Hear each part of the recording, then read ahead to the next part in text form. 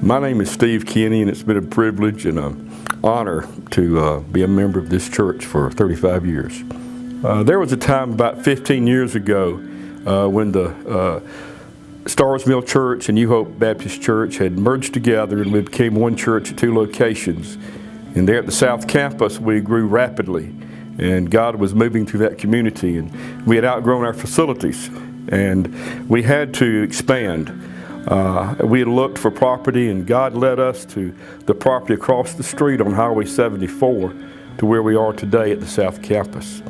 John Avant was the senior pastor at that time, and with him and the staff and the finance team and the deacons, we felt led by God that was not only the property that we needed for the church, but that we should have one day of giving in order to raise half of the purchase price for that property. It happened to be that I was chairman of the finance team at that time, and it was my duty to go before the church in conference in the way of a motion that we, one, buy the property, and two, that we have the one day of giving for that intended purpose. As the weeks progressed, God worked in my life tremendously. It was a very difficult and trying time for me. I was reluctant at times to do what God told me to do. He led me to believe that we were limiting Him in what He intended to do on that day. He revealed to me that we should raise all the money necessary to buy that property in one Sunday. I realized the impact that what if we failed? What would that do to the ministry of John Avant? What would that do to the momentum that we had there at the South Campus? And I remember the day that God He just got in front of me and said, listen, you're my servant. I want you to serve me. I want you to do what I'm calling you to do.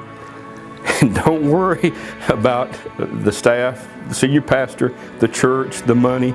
I'm in control. That is my responsibility. You just go and do what I've instructed you to do.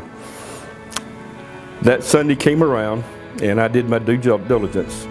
I stood before the church and read the motion. The chairman of the deacons called for the vote. The church voted on it. That Sunday came, and that special offering was taken.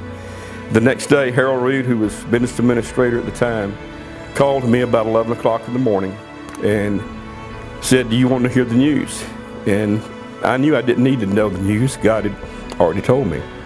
But all the money for that property was raised in one day. The church glorified God in a tremendous way that Sunday. They came together corporately and stepped out on their faith because they realized the vision that God had for this church. And they acted on that vision. That day, God was glorified. The church grew in their faith. But I grew in my faith tremendously, and words could not describe what God did in my life during that time.